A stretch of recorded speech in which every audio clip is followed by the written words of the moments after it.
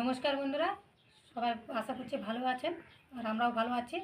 তো আজকের আবার নতুন রেসিপি নিয়ে চলে এসেছি। আজকে তো আলু দিয়ে একটা রেসিপি করে দেখাবো। আলু ভাজা তো আমরা অনেকে খাই, কিন্তু আজকের আলু ভাজাটা অন্যরকমই দেখাবো। তো আমার সাথে থেকে সম্পূর্ণ ভিডিওটা প্রথম থেকে শেষ পর্যন্ত দেখতে হবে, তাহলে বুঝতে পারবে। তো ভিডিওটা শুরু করা যাক। এই যে আলু নিয়েছি, আলুটাকে প্রথমে কেটে নেব। বড় সাইজের দুটো আলু।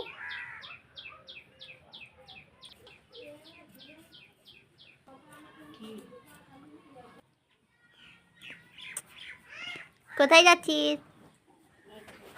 ঘোরাঘুরি করছিস? স্কুল যাবি না?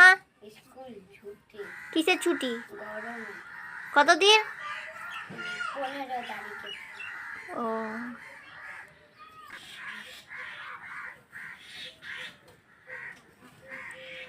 এটা এইভাবে ছোটো ছোটো করে কেটে নেব। এইভাবে কেটে নিয়েছি, আলুগুলো কাটা হয়ে গেল। আলুটাকে ভালোভাবে ধুয়ে নেব।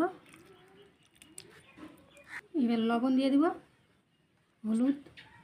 কড়াইয়ে না, আজকে বাটির মধ্যে লবণ হলুদ দিয়ে আলু ভাজা করছে। এটা একটু মেখে রাখবো, আর নরম হয়ে যাবে।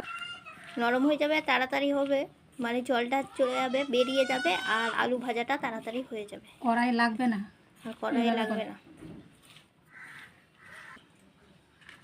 এবার রসুনটা ছেলে নেবো, কষাটা।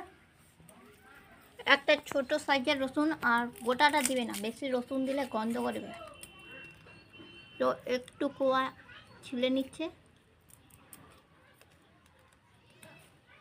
এই রসুনের খোসাটা ছাড়িয়ে নিয়েছি, এবার ধুয়ে এটাকে বেটে নেব। তো আগে আলুটা, মানে কড়াই তো বসিয়ে দিয়েছি, আলুটা আগে ভেজে নিই, পরে রসুনটা বাটা হবে। এই যে আমি তো কড়াই বসিয়ে দিয়েছিলাম, আর কড়াইটা ভালোভাবেই গরম হয়ে গেছে। এবার এর মধ্যে তেল দিয়ে দিবে।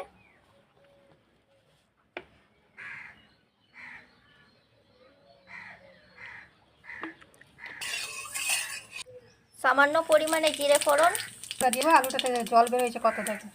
এবার আলুটা দিয়ে দিচ্ছে।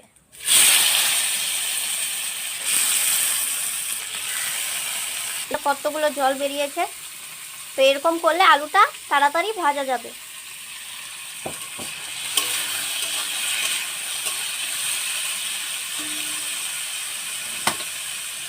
এখন 10 মিনিটের জন্য ঢাকা দিয়ে রেখে দিচ্ছে।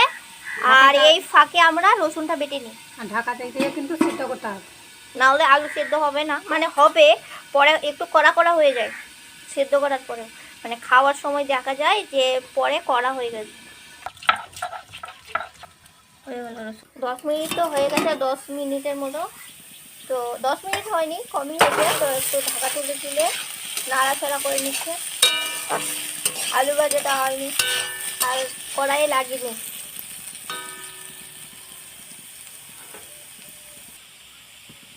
একটু নুন দিয়ে দিবে, কারণ নুন দেওয়ার দিয়েছিল যে, তো জলটা বেরিয়ে গেছে, তো নুনটাও তো কমে গেছে, তার জন্য একটু নুন দিয়ে দিল। এক কটা কড়াই লাগে, লেগে যায়। ভালো হচ্ছে। আলুটা তো ভালোভাবে সেদ্ধ হয়ে গেছে। এই যে ভাতটার খুন্তি দিয়ে কাটছে, তো কেটেও যাচ্ছে। এর মধ্যে এখন দিয়ে দিবি রসুন বাটাটা। এবার এটাকে দিয়ে ভালো করে ভাজবে, যেন রসুনের গন্ধ না হয়। খানিকক্ষণ ভাজবে। রসুন দেওয়ার পর তো ভালো করে অনেকক্ষণ ভাজা হয়েছে। এবার আমাদের আলু ভাজাটাও রেডি হয়ে গেছে। এবার এটাকে তুলে নিবে। তো আমাদের তো আলু ভাজাটা রেডি হয়ে গেল। আর জিরে ফোড়ন আর রসুন বাটা দিয়ে তোমাদের কেমন লাগলো আলু ভাজাটা অবশ্যই কমেন্টে জানিও। আর কত অল্প সময়ে অল্প কিছু দিয়ে এত টেস্টি আলু ভাজা হয়, বানিয়ে খাবেন আর আমাকে কমেন্ট করে জানাবেন আর কেমন লাগলো।